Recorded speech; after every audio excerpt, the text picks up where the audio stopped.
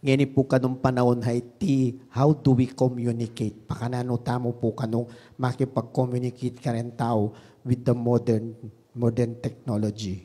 Cellphone. Ngayon ang way tamo how to communicate with people. Lewari na po.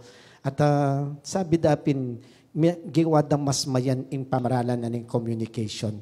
Nung pong inko-communicate mo o pakisabihan mo, makalaot siya kaya ka. Ano naman po king kanong, halimbawa, miyabe-yabe kayo mo, potang kay, mamangang kayo na, no, titexting me, itong pakisabihan itang me, itong uling na buring pabalo kitang me, itong tampisasabihan da, ay kamuritan po ito, ang harapin sasabi, wari. Potang kaya katambala mo, it has become a way, bang kanita, it made, itang conversation tamo o communication tamo, maging malagwa. Lalo na po ngayon, sasanting po ining technology na po ng cellphone. Yari. Kanita po tang mag-load ka, only text. Gata mo po mag-text and call. Text and call nga na po. Ini po ala ng mag-text and call. Nano po yung download ring anak? Data. Kasi po kay Messenger, kay Viber, ngayari po, ano po karakal din?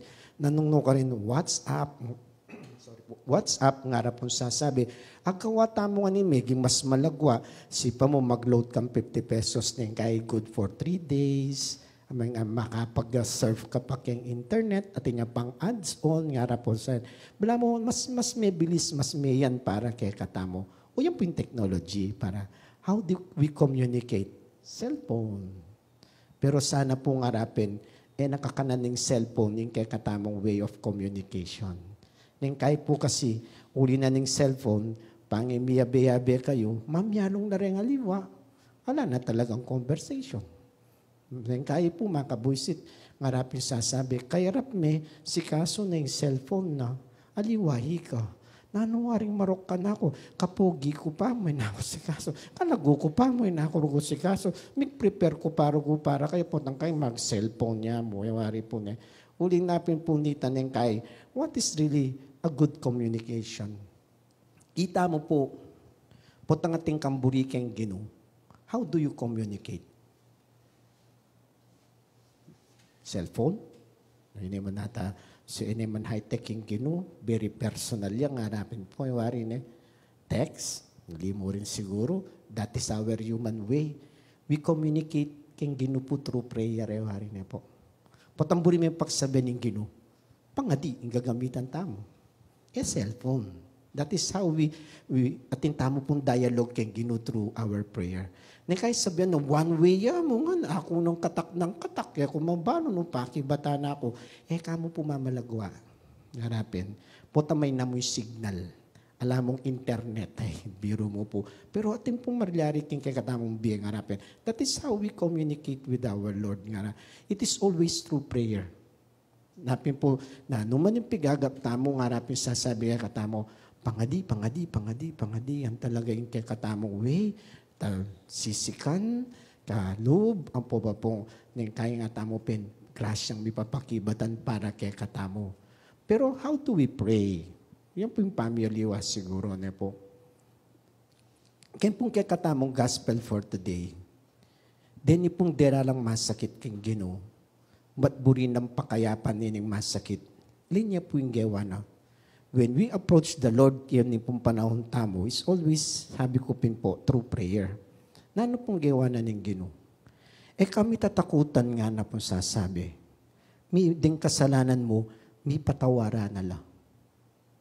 Linapit na po through Jesus by prayer. That is prayer. Every time we approach the Lord, is we communicate to Him by prayer. So, nano pong burida rin it's healing. They're praying for healing. Kaya ni pong kaluguran daw. Yung sinabi na ng Gino, katatakot. No ka rin niyang tatakot. Ketang atin niya sakit. Siguro po nga tamo. Pero lang yun naman yung katugulong na nito.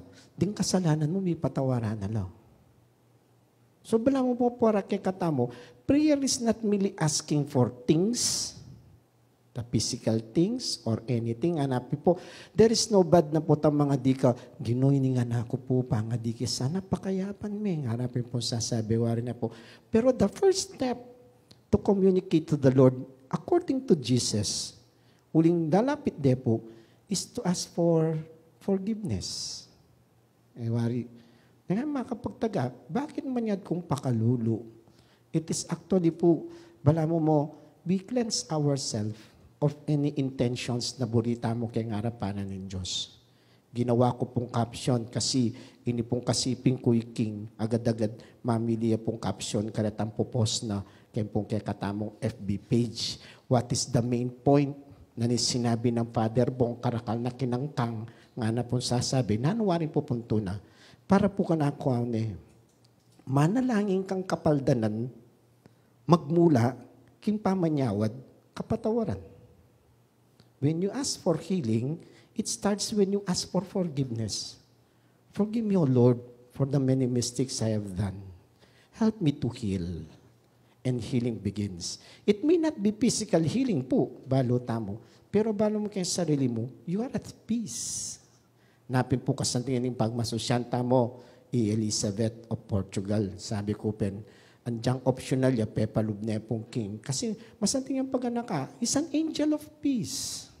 Wari po, when you are asking for healing, asking anything from the Lord, nga napin po, dapat po muna, you must be at peace.